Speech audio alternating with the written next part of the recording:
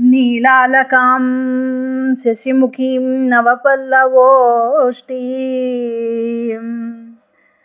चाम्पेयपुष्पसुषमोज्ज्वलदिव्यनासाम् पद्मेक्षणां मुकुरसुन्दरगण्डबाधाम् त्वां साम्प्रतं त्रिपुरसुन्दरी देवी वन्दे।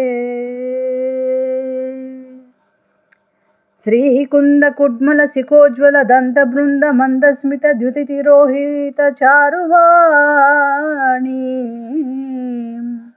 नानामणिस्थगितहारसुचारुकण्ठीं त्वां साम्प्रतं त्रिपुरसुन्दरि देवी वन्दे। पीनस्तनीं घनभुजां विपुलाब्जहस्तां भृङ्गावलीजितसुशोभितरोमराजिं मत्तेव कुम्भकुशभारसुनम्रमध्यां त्वां साम्प्रतं त्रिपुरसुन्दरि देवी वन्दे। रम्भोज्ज्वलोरुयुगलां मृगराजपत्रामिन्द्रादिदेवमकुटोज्ज्वलपादपद्मां हेमाम्बरां घनघृताञ्चितखड्गवल्लीं त्वां साम्प्रतं त्रिपुरसुन्दरि देवी वन्दे।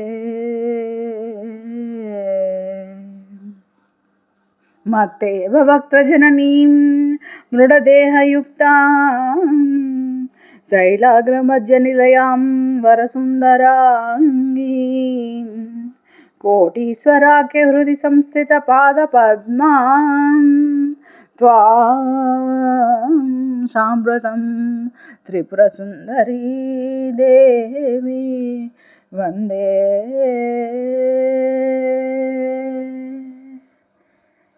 बाले त्वत्पादयुगलं ध्यात्वा सम्प्रति निर्मितं नवीनं पञ्चरत्नं च धार्यतां चरणद्वये इति श्री त्रिपुरसुन्दरी पञ्चरत्नस्तोत्रम्।